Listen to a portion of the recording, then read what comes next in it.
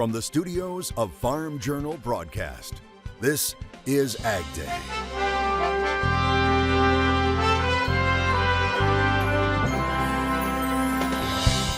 From military pilot to producer, I love to raise pigs. I really love it. one veteran's return to the farm. Big things were expected out of Illinois, but what did our I-80 Harvest Tour find? I'm Michelle Rook here in Illinois, where the harvest has produced some mixed results. As USDA makes changes once again to the balance sheet and makes revisions to both corn and soybean yields.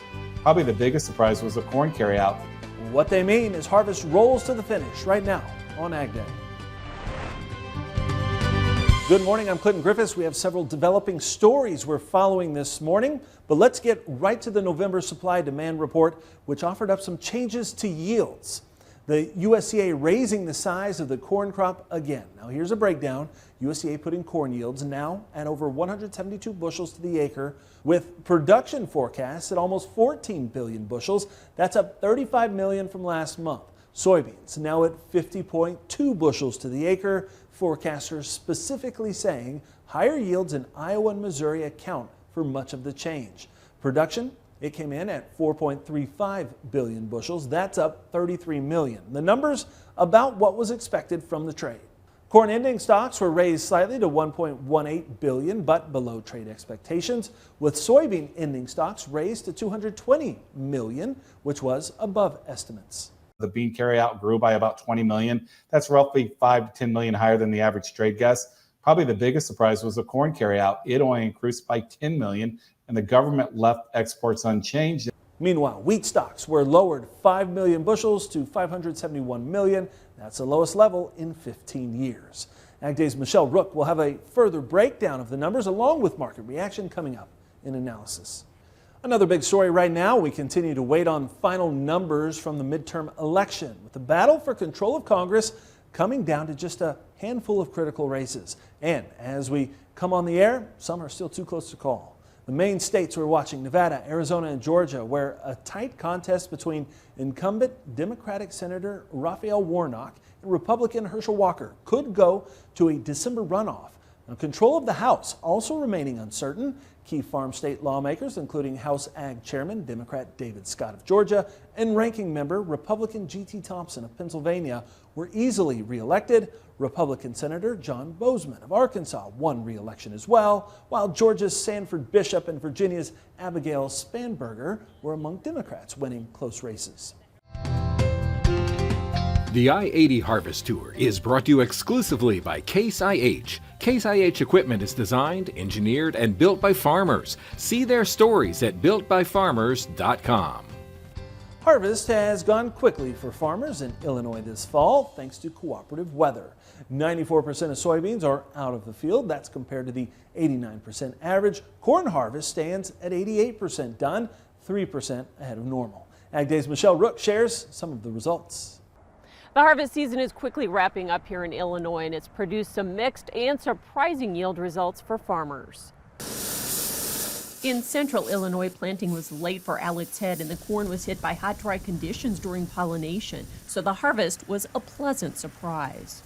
We did see some tip back, so yeah, it took probably a little bit off of it, but overall the corn, can't complain with the yields. So it's been good so far what we've done, and say everybody I've talked to has been happy with their corn yield. In northern Illinois, Wade McLaughlin had similar results with timely rains and very little disease pressure. We've been very pleased with our corn yields this year. They're not record-setting, but well above APH. I would say anywhere from 10 to 20 bushel above APH. And his test weights also added to the yield. I would say the majority has fallen between 59 and 61, so real pleased with our test weights. Farther south, farmer and market analyst Matt Bennett says those trends were true on his farm, so he thinks the statewide corn yields could set a new record. I think Illinois will be better than last year. Is it going to break an all-time record? The final yield, I believe, in 18 was 209. It was printed at 210 at one point that growing season, marketing year, you name it. But do we get to 210 or above? I think it's a very possible situation. Soybeans were the opposite, with yields somewhat disappointing compared to expectations due to too much late-season rain and diseases like SDS. A lot of beans in our part of the world were running from the mid 60s to mid 80s. You know, there were some mid 80s, and we had some of them. So they're good, above APH and above, but not like exceptional like we thought they might have been. So Bennett, who thought soybean yields in Illinois had a chance of breaking the record, now thinks they'll miss that mark. In Illinois, I'm Michelle Rook for AgDay. All right, thanks, Michelle. Areas in the west in drought needed moisture, and they're getting it in the form of snow right now. From California east all the way to the northern plains, a massive winter storm is bringing a lot of snow along with high winds and bitter cold temperatures. And USDA's meteorologist Brad Rippey says that presents problems for livestock owners. The winter coats haven't fully grown in, and at the same time, it's been a really mild autumn. We saw temperatures in the 70s and 80s as recently as last week across some of these areas that could have near blizzard to blizzard conditions later this week. Rippey adds this storm is not a drought breaker. He says further storms like this throughout the winter will be needed to turn things around, but he says this is a great start.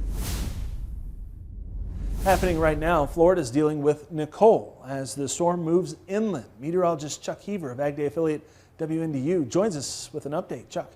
Okay, well, we have a tale of two worlds, a low pressure off to the west moving to the east, and a tropical system, Nicole, pushing into the Florida peninsula. Those two systems eventually will combine and kick it out pretty quick on the east coast. That was a look at your drought monitor, and here's a look at the root zone. I'm going to have your forecast come. Yields in the Fields on AgDay is brought to you by Micro Essentials from Mosaic, the science of more. Discover our proven products. Text yields to 31313. Yeah, and check out the Yields in the Fields in Kingston, Illinois with Tim Hall and Dwayne. A terrific shot at sunset. Dwayne, who took the picture, says Tim is finishing up harvesting corn in DeKalb County. He reports this field pulled 226 bushels to an acre. I'll have more on the forecast coming up. Win the Furrow programming on AgDay is brought to you by InFurrow Leader FMC. Visit your FMC retailer or infurrow.ag.fmc.com to learn more. As the country adjusts to last week's time change and shorter days, soybean farmers can win the furrow by planting earlier and focusing on the longest day of the year. One of the biggest drivers of yield, we think, with early planting is the whole aspect of early soybean flowers. And we know that soybean flowering is determined by day length and night length, and how that changes through the year. If we're planting early, the goal would be to get these beans to flower before the solstice. And as soon as we start those R stages, sometimes we can add a couple pods at the bottom of the plant that we wouldn't otherwise get if we were planting in mid-May or in June. So there's kind of two different aspects. The vegetative stages of growth for beans, those are going to accumulate based on heat units and GDUs, and that's pretty linear through the year. So we're going to get 3 to 5 nodes a day based on those heat units. Well, it'll be faster if we've got warmer days, slower if we've got cooler days, but that's going to be from start to finish, adding nodes every 4 days. So the earlier we plant, in the end, the more nodes we're going to have. If we have late planting, there's no way to catch up or add extra nodes to those plants. And with flowering, it's going to be triggered more by sunlight and day length. So as soon as the beans emerge, those first unifoliate leaves can sense the pigments in the plant. They kind of tell it what time of the year it is. And when we get those beans emerged early, it starts to sense that day length and night length, and those beans will be triggered to flower. So in 45 and 60 days, if we have flowers that first show up, because they're induced when the leaves are first out, and then we see the actual flowers, about a month later, whenever we get to that R1 growth stage. So typically in this area, if we're planting in mid-April, we'd hope to see flowers 60 days later in mid to early June. Between election results and USDA's WASDE report, Wednesday markets were mixed. We'll have details next. And later, meet a veteran that utilized his experience in the military to help manage a life on the farm in the country.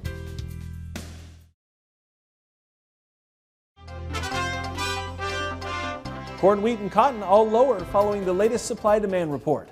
Michelle Rook joins us with a closer look at markets. Joining us with market and report analysis, Jim Nellinger with Blue Reef Agri Marketing. Well, let's talk about corn first. An increase in yield and production, but ending stocks only ended up 10 million bushels above last month, which almost seemed like a victory considering how poor exports have been.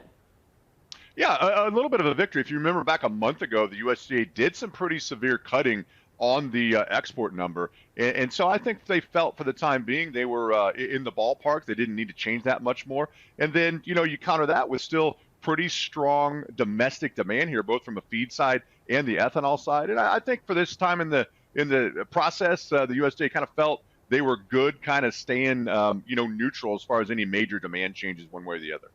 And soybeans, we did see an increase in ending stocks there with production and yield also being increased. But again, 220 million bushels is still pretty tight historically, isn't it? It really is. It doesn't leave a lot of margin for error. They bumped the, domestic crush pace higher by 10 million bushels. There's probably some evidence that they needed to do that. Maybe that can continue higher in the end of the year as well. But they went up. The yields were up a tick, just a small increase in the carryout, but still relatively tight. There's not much margin for error here, especially given the strong domestic demand situation. But the world numbers were upped, and that's where maybe you have a concern, right? Yeah, longer term. I just think that the longer we go, the closer we are to this monstrous Brazilian crop potential. CONAB was out here earlier, and they increased their planted acreage a fair amount. And now they also have the production pegged at 153 and change. That's a massive crop. There's some talk that could even get up to 156 with the right weather conditions. I crunched that out. I'm not good at converting bushels to metric tons. 156 million metric ton crop is a 5.7 billion bushel bean crop. It's a massive number. They're not there yet. They're just finishing up planting. They got a long way to go, but that is the kind of the elephant in the room that's looming out in front of us. But do we stay sideways now here in corn and beans? I think sideways. You look at where we're at here, November 9th. Harvest getting wrapped up. I think it was a little late. We're getting this harvest glut, I think, is part of the problem with the weakness in corn. I do think we stay in the range, maybe have a chance by the end of the year to get up towards the top end of the recent ranges here, back up towards $7 and $15 on the beans. All right, thanks for your analysis. Chip Nellinger, Blue Reef Agri Marketing. More AgDay coming up. Farming has changed. Markets are riskier than ever. For customized, focused commodity marketing, contact Chip Nellinger or Adam Dreyer at 309-550-7213. Now through November 22nd, Ag Saver glyphosate 53.8% starting at $29.44 per gallon when you pay with cash. Visit fbn.com/direct. Prices subject to change. Terms and conditions apply.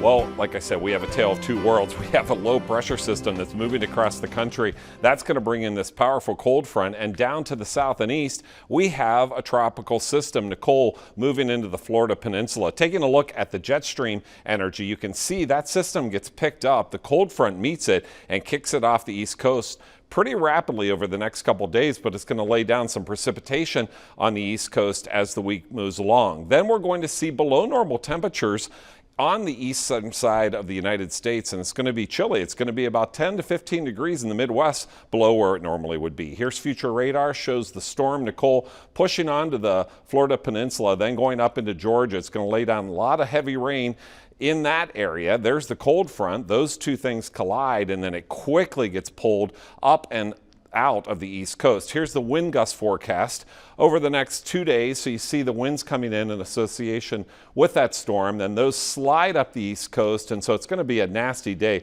over the next couple days as that storm pushes out. Precipitation estimates, so a lot of rain and a lot of precipitation along the east coast with that. For the high temperature today, it looks like 75 degrees over in Chicago, mild still, but you can see the cold air off to the northwest. That slides its way. Temperatures in the morning in Chicago at 26 degrees, so it's going to feel like winter. And then afterward, with the frontal passage, you can see that cold air intruding into the southern part of the country. So it's going to be an interesting week with those two systems, but let's go closer to home. Cape Canaveral, Florida, hurricane or tropical storm conditions expected, 81 for the high. And out in Greenville, North Carolina, 73 for the high. And Pyramid Lake, Nevada, high 37 degrees, mostly sunny. Cattle feeders seeing some improved margins right now. We have the latest numbers next. Plus, how life in the military and life on the farm helped a Missouri man succeed at both in the country.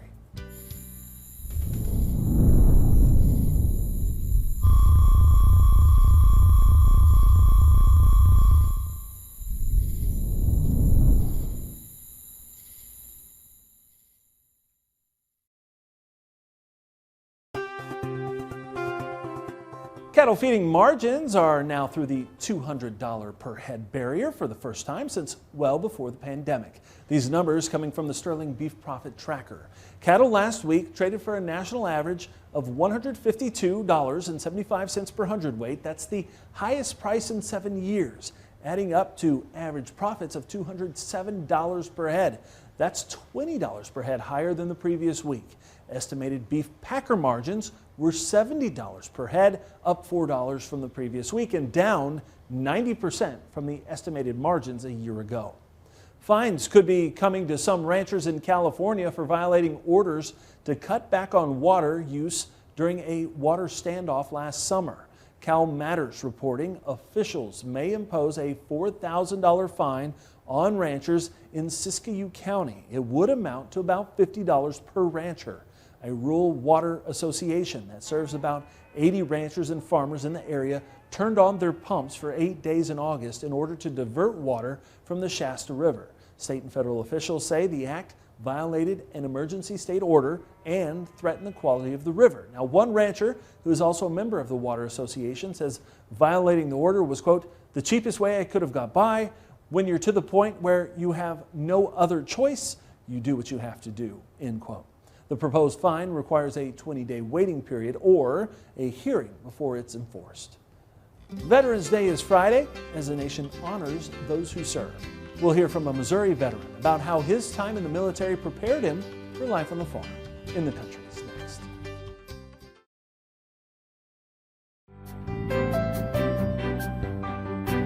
Now through November 22nd, Willowwood glufosinate 280SL starting at $59.84 per gallon when you pay with cash. Visit fbn.com/direct. Price is subject to change. Terms and conditions apply.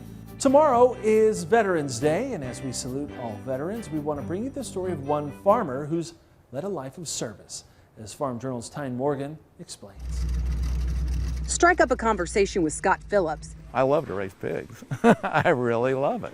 And you'll quickly experience a passion that's contagious. I went to the University of Missouri and I graduated in 1983.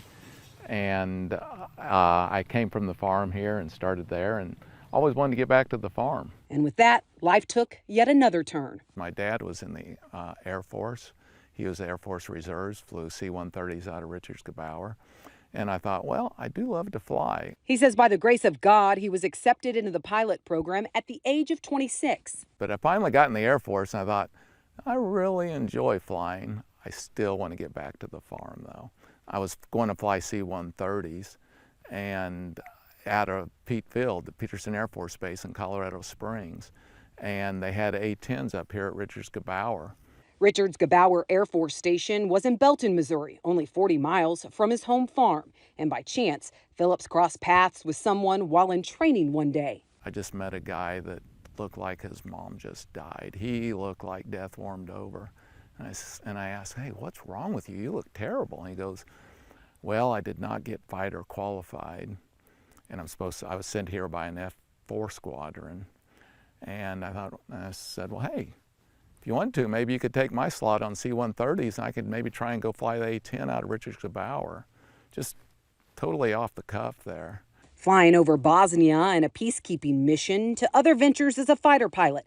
As a reservist, he was able to fly less and be on the farm with his family more. I was able to do both of those actually concurrently during the 90s, and then I ended up getting out of the Air Force and just sticking with raising my family and raising pigs. A Mizzou grad turned fighter pilot who's now a passionate pig farmer.